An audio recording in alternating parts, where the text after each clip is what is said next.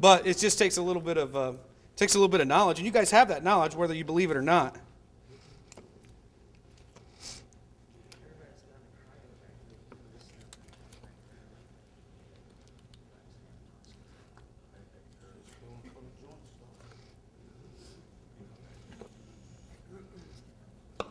You're exactly right, Damon. It's just looking for joints. So, fresh ham. What do you do different than a But professional butcher? I do it a little bit more sloppy, and a little bit long. It takes me a little bit longer, They got big tools too. typically. Said prosciutto comes from the butt. Prosciutto comes from the ham. You know what comes from the butt? Sausages.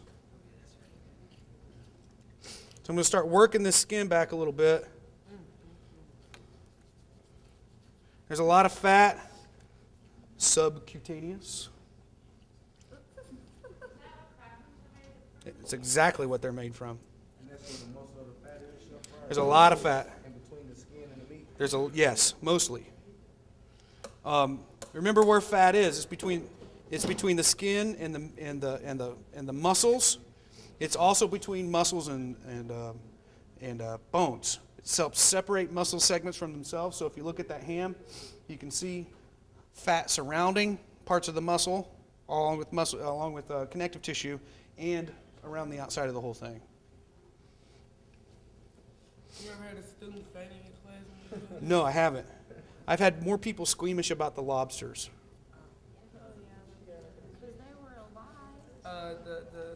Well, so were the mussels and the clams. They just didn't have tiny little faces. That's a lot of gelatin. We're going to use that or we're going to skim it out. No, we'll skim this off. Are you familiar with chicharrones? Absolutely. Will we get a chance to make some of those? Maybe, if we can figure out how to do it. It's just the skin with a portion of the rib meat attached to it, isn't it? Well, it's basically a crackling. Basically. A chicharrone. Is that like cooking or something?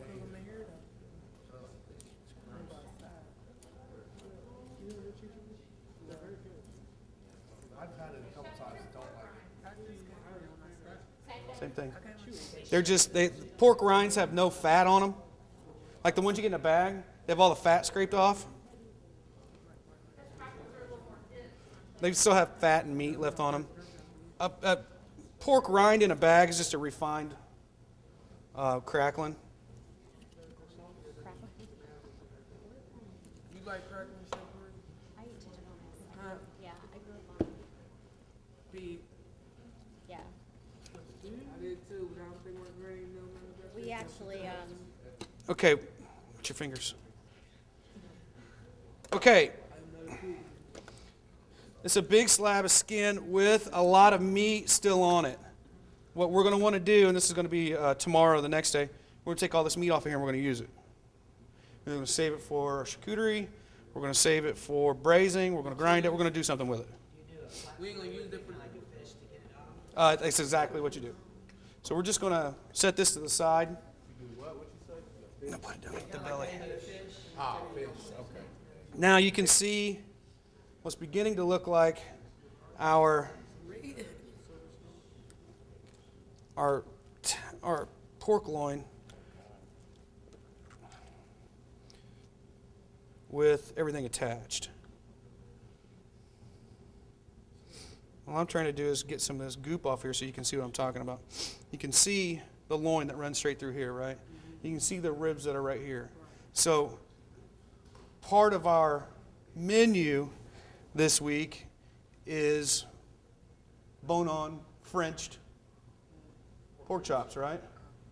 So we need to keep our ribs attached to the loin so we can French them. There is a segment that is right here. I believe if you cut these into the little segments,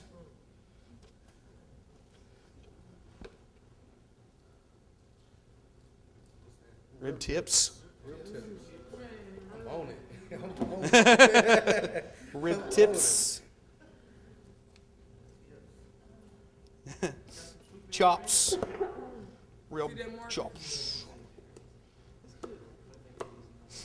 You see, most of the tip of the rib is cartilage. See me cut right through that with my knife? So that's just, it's called like a triangle. We've got,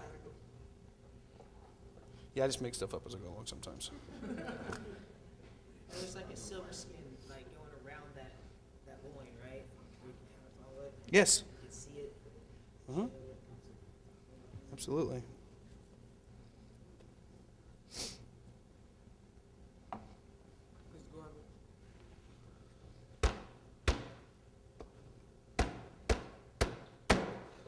So I'm going to cut the trim off of that. I'm going to cut down.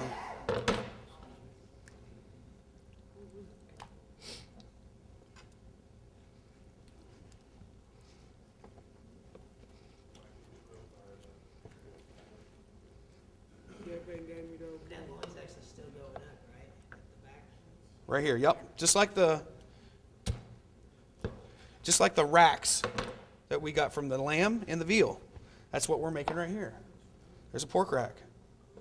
We can trim that up a little bit, get all the silver skin off, get all the fat off, trim the, rip out trim the chine off of here, clean up the bones, cut them into chops, French bone in pork chops. All right, this is going to be a project for whoever's doing this tomorrow. What's that? Loins right here. Ow. There's no real brisket in the on a hog. The rest, with part of the shoulder still attached, is loin. I'm done with that. Thanks. I got one.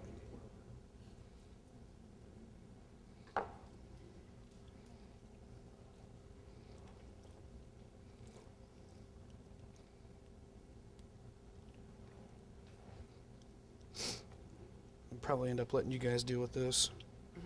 Try to save a little time because we still have a lot of stuff to go over. So how long have we been going at this?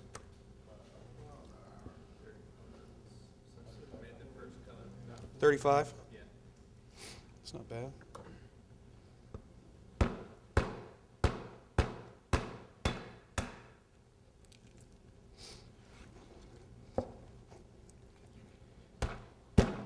Get that joint off of there. Is that a bone pile? All right, we can still see part of those shorter rib parts that are straight through here. We can also see some of the feather bones running up through here. See them right there? That's part of what we took off in here.